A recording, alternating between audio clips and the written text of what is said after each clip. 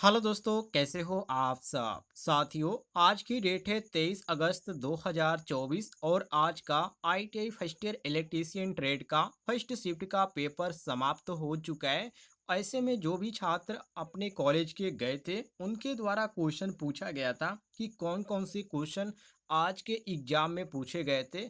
तो कुछ क्वेश्चनों को उन्होंने बताया है जो मैं इस वीडियो में कवर किया हूँ। यदि आप ITI first year electrician trade के छात्र हैं और अभी तक आपका एग्जाम नहीं हुआ है तो आप क्वेश्चन देखकर अंदाजा लगा सकते हैं किस तरह के क्वेश्चन एग्जाम में पूछे जा रहे हैं। और यदि आपका एग्जाम हो चुका है, आप क्वेश्चन बताना चाहते हैं कि ये क्वेश्चन आया था, तो आप बता सकते हैं। आपको व्हाट्सएप ग्रुप का लिंक डिस्क्रिप्शन बॉक्स में मिल जाएगा। तो चलिए क्वेश्चन स्टार्ट करते हैं और यदि आपको क्वेश्चन का आंसर आ रहा होगा तो कमेंट बॉक्स में ज़रूर बताइएगा। चलिए क्वेश्चन स्टार्ट करते हैं। पहला क्वेश्चन जो कि उन्होंने बताया जिसमें पूछा गया था कि बिजली ट्रांसफार्मर में टैप चेकिंग का उद्देश्य क्या है। ऑप्शन आप सभी के सामने यहाँ पर आप सभी लोग आंसर दे सकते हैं।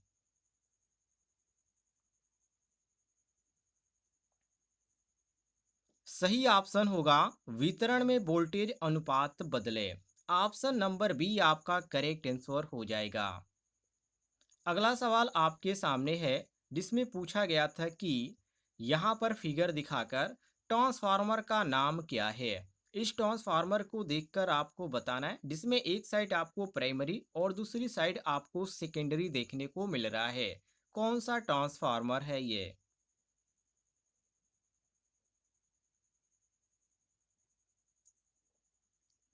सही ऑप्शन होगा ऑप्शन नंबर बी जिसको कोर ट्रांसफार्मर के नाम से जाना जाता है। ऑप्शन नंबर बी आपका करेक्ट आंसर हो जाएगा। अगला सवाल आपके सामने है। अगले सवाल में पूछा गया था कि ट्रांसफार्मर का नाम क्या है। ट्रांसफार्मर से कई क्वेश्चन पूछे गए थे। यहाँ पर आप ध्यान से देखिएगा। इस फिगर को दिखाकर और क्वेश्चन पूछा जा रहा है। ये कौन सा ट्रांसफार्मर है। ऑप्शन आप सभी के सामने है।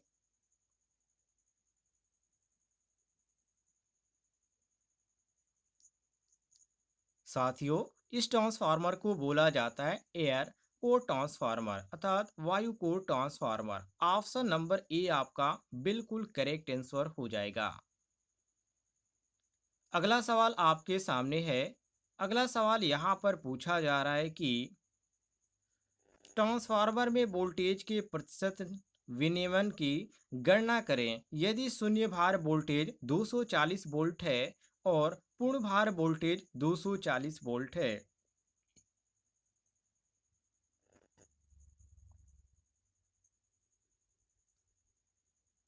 इसका सही आंसर आएगा 9.09% जो कि ऑप्शन में आपको डी ऑप्शन करेक्ट आंसर देखने को मिलता है। अगला सवाल आपके सामने है। अगले सवाल में पूछा गया था कि एकल कला पंप मोटर में दोष क्या है यदि वह धीमी गति से चलता है।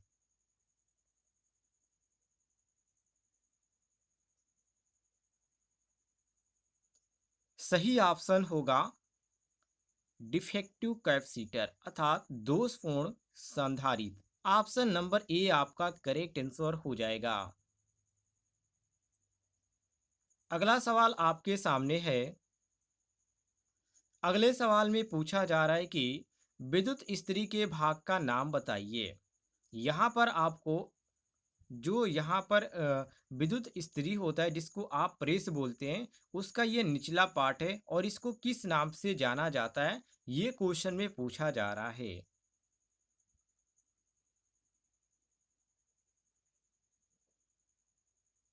सही ऑप्शन होगा सोल प्लेट। इसको सोल प्लेट के नाम से जाना जाता है।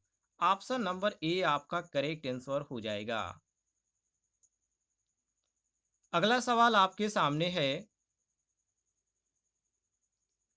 अगले सवाल में पूछा जा रहा है कि मोटर के घूर्ण गति प्रति मिनट को मापने के लिए किस मीटर का उपयोग किया जाता है।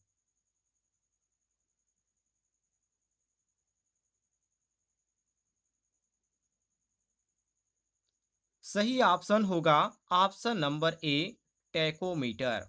ऑप्शन नंबर ए आपका करेक्ट आंसर हो जाएगा।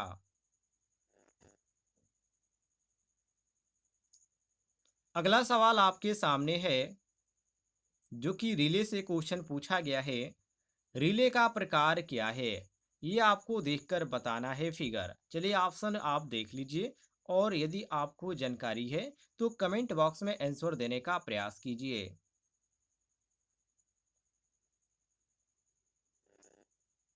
सही ऑप्शन होगा, इसको बोला जाता है विद्युत चुंबकीय relay, electromagnetic relay. Option number सही हो जाता है आपका डी, बिल्कुल करेक्ट आंसर। अगला सवाल आपके सामने है। अगले सवाल में पूछा जा रहा है कि यह प्रतीक क्या दर्शाता है। ऐसे यहाँ पर बना दिया गया है। कभी कभी आपको ऐसे भी देखने को मिल जाता है। इसको देखकर आपको बताना है ये किस चीज का प्रतीक है।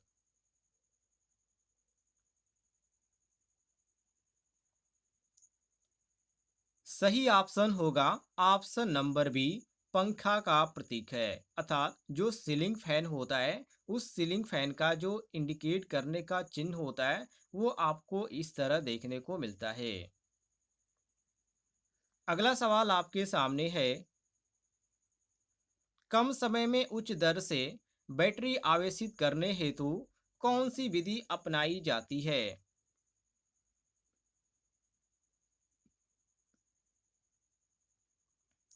सही ऑप्शन होगा बूस्ट चार्ज, जिसको आप फास्ट चार्जिंग के नाम से भी जानते हैं। यहाँ पर आपका बी ऑप्शन करेक्ट आंसर हो जाएगा। अगला सवाल आपके सामने है। अगले सवाल में पूछा जा रहा है कि सिल्वर ऑक्साइड बैटरी में कौन सा पदार्थ कैथोड इलेक्ट्रोड की तरह उपयोग किया जाता है।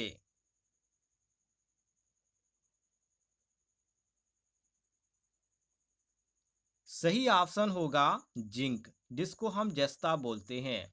ऑप्शन नंबर ए आपका करेक्ट आंसर हो जाएगा।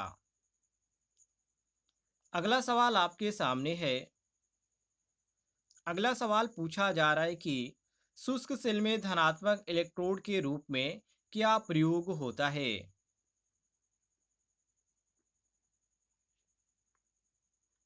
सही ऑप्शन होगा कार्बन। आपका बी ऑप्शन करेक्ट आंसर हो जाएगा। अगले सवाल को देखते हैं। अगला सवाल यहाँ पर पूछा जा रहा है कि डीसी जनरेटर में इंटरपोल कैसे जुड़े होते हैं।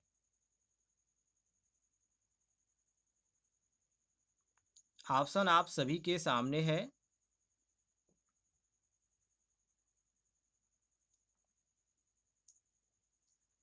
सही ऑप्शन होगा option number D, shunt field के साथ समानांतर में। यहाँ पर आपका डी ऑप्शन करेक्ट आंसर हो जाएगा। अगला सवाल आपके सामने है, जिसमें पूछा जा रहा है कि एक्स के रूप में चिन्हित स्लॉट का क्या उद्देश्य है।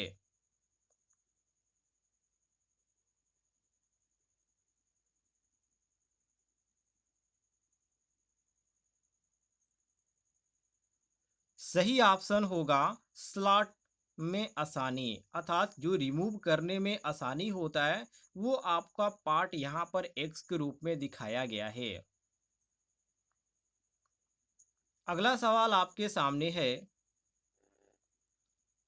डीसी मोटर में डीसी मोटर में ईएमएफ की गणना करने का सूत्र क्या है।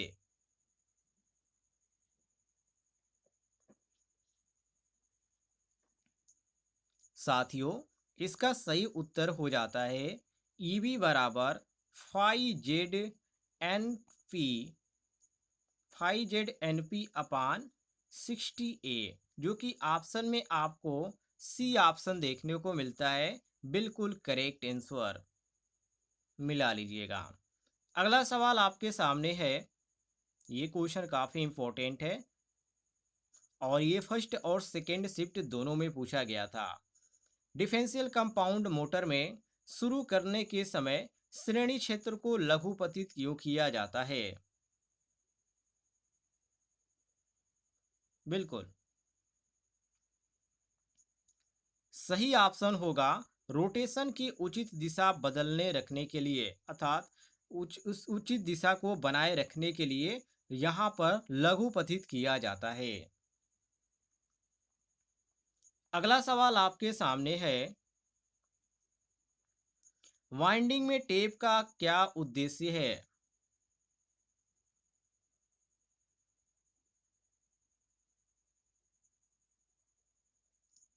सही ऑप्शन होगा कंडक्टर को लपेटने के लिए इसका प्रयोग किया जाता है, या आप ऐसे भी कह सकते हैं कंडक्टर लपेटें।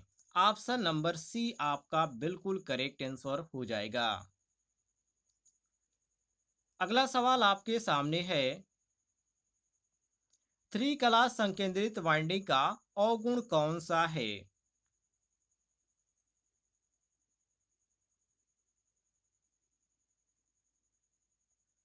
सही ऑप्शन होगा एक स्टेप्ड फॉर्मर की आवश्यकता होती है, जो कि ऑप्शन में आपको बी ऑप्शन देखने को मिलता है। बिल्कुल करेक्ट आंसर। अगला सवाल आपके सामने है, अल्टरनेटर में प्रतिशत वोल्टेज विनियमन की गणना करने के लिए किस सूत्र का उपयोग किया जाता है?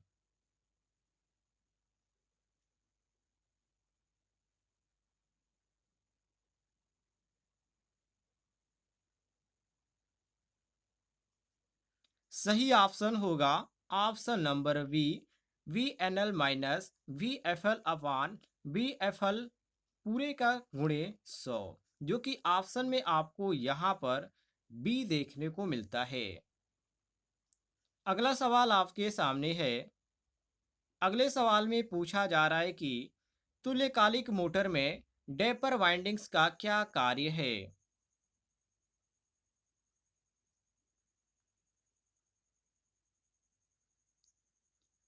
सही ऑप्शन होगा सिंक्रोनस मोटर शुरू करने के लिए, अर्थात स्टार्टिंग के समय सिंक्रोनस मोटर को शुरू करने के लिए। अगला सवाल आपके सामने है। अगले सवाल में पूछा जा रहा है कि यदि एक कला चलने के दौरान विफल हो जाता है, थ्री कला प्रेरण मोटर का क्या होता है?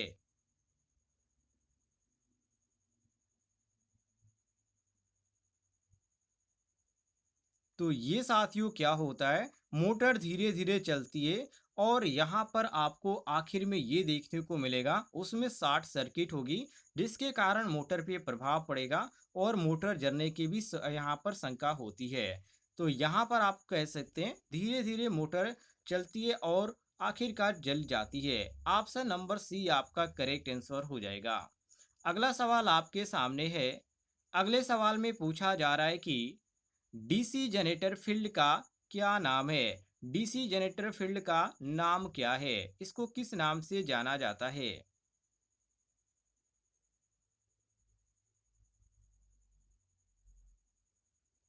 साथियों, आप इस वाइंडिंग को ध्यान से देख लीजिएगा।